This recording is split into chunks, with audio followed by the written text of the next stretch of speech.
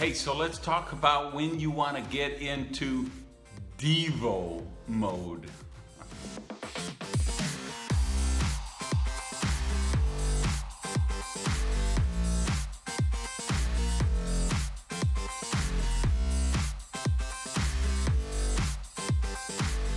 Hey guys, Randy Gage here. Welcome to another episode of the world famous, legendary Prosperity TV.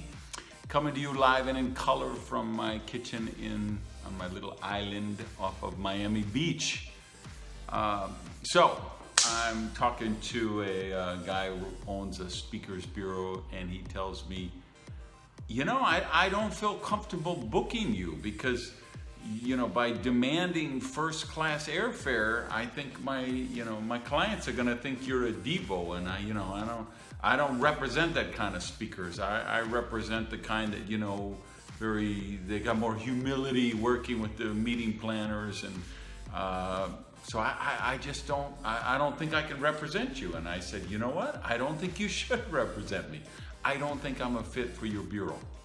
And I'm really not, because I'm going to insist on a first class ticket to speak at an event. I'm going to insist on a 5-star hotel and probably a suite or an oceanfront suite or a really nice executive room. So what's that about? Well, here's the thing. When I get to that event, I'm going to do everything in my power to make that event successful.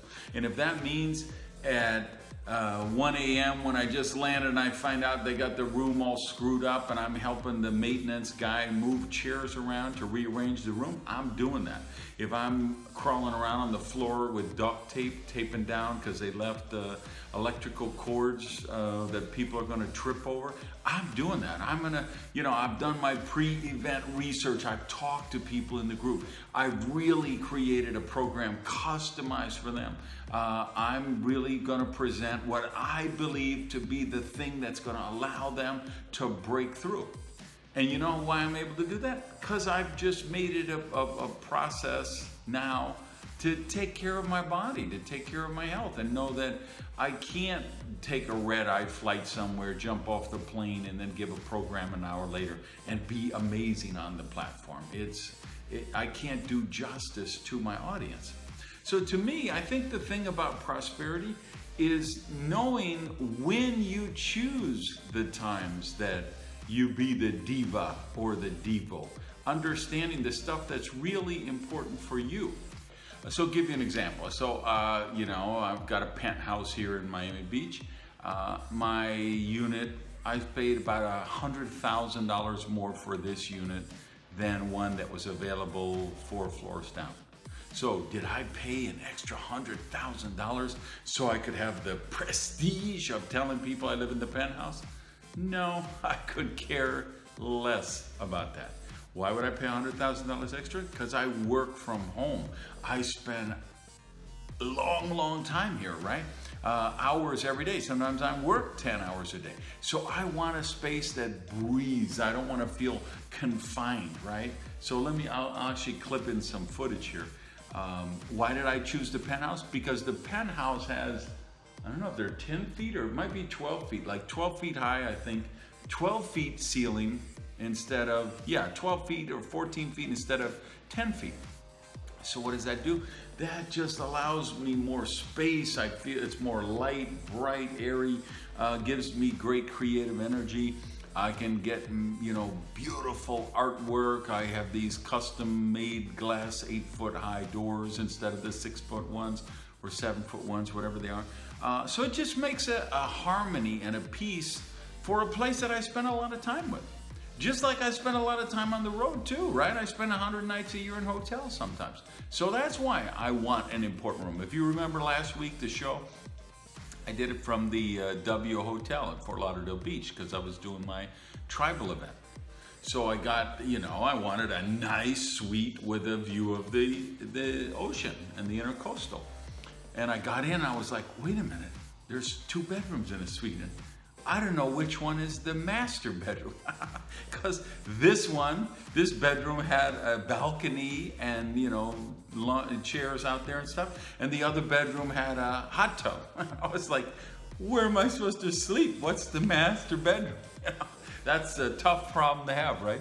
And I don't say that to be flip. I'm just saying, there I was at this event where we were doing 15-hour-a-day programs, and I've got to be brilliant because I have people up there on hot seats and I'm critiquing them live. It's like working without a net, you know, hot seats and copywriting lab, and I'm actually drafting copy and headlines and titles for people right on the spot. That doesn't work the same if you're at the Holiday Inn, right? And a cramped little dark room with a view of the dumpster behind the pancake house. The book that I write on that private suite on Emirates Airlines is a much better book than the one I would write on United Airline in the middle seat in row 35 across from the bathroom, right? So I need to be productive when I travel, and I want to be well rested and healthy when I land. So those are important to me because I'm a professional speaker and author, right? That may mean nothing to you. You say, hey, I take a plane twice a year and I save $500 by flying in economy, and that's how that's a great place for me to save money. Great. So that's what it's all about. I want you to understand it's not about me being arrogant and a divo, right? I eat 5 times a week at Pollo Tropical. And for you guys who don't know Miami, it's a fast food chicken chain, but you know, with more like a Latino flavor. So it's kind of black beans, and they've got brown rice. So it's a healthy meal, and I love the taste. And it's my meal costs me $12.03 a day. I know because I buy it 5 times a week, right? I eat at the Hot Bar at Whole Foods Market 4 or 5 times a week, right? Why? Because I like the food and I like to eat healthy. I remember going back to last program I did in Costa Rica. So I've got a welcoming committee at the airport, and you know, they're singing and cheering and they got all that. And then Jorge is telling me, okay, where we'd like to take you out and show you around. Where would you like to eat? And I was like, can we go to Rosti Pollo? And he's like, what? Because that's the Costa Rica equivalent of Pollo Tropical. And I love Rosti Pollo. I love the grilled chicken, and they have corn on the cob, which they bring around to the, you know, real corn on the cob, not that crap you get at KFC that's been soaking in the water for 3 weeks. This is crisp, crunchy, and they pour the butter on it and you put on your salt, and it's delicious, right? I guess the biggest example, this would shock people who've been following my work for a long time, maybe. When I was in Sydney a couple of weeks ago, I remember walking past the Prada store to go to Zara. And Zara, for you guys who don't know, is like I think they're a European company, but they make like really inexpensive versions of a lot of the designer stuff that's hot at that time. And they're not a high-end clothing company. They're really cheap, right? But I just happened to walk by at night when I was walking around Pitt Street, and I saw they had this really cool looking shirt in the window that I wanted. So I went by a Prada store and bought a shirt in Zara. Why? Because I liked it. It isn't about the brand for me. It isn't about the prestige. So here's the prosperity lesson for you. What are the stuff, what are the areas that are really important to you?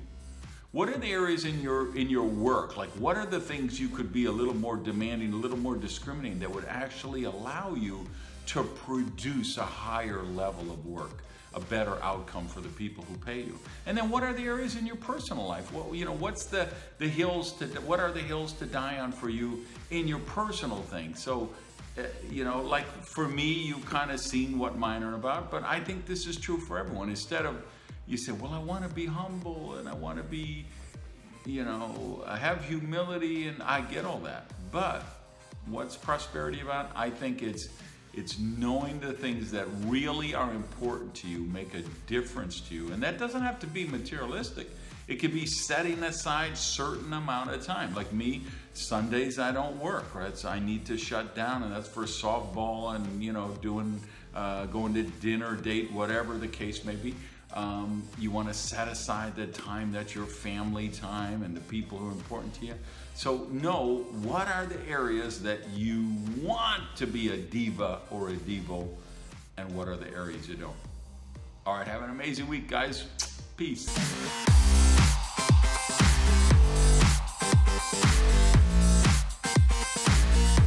Hey, do me a favor, click the like button and the share buttons. If you like the show, please use one of those share buttons below and tell your friends about Prosperity TV. See you next week.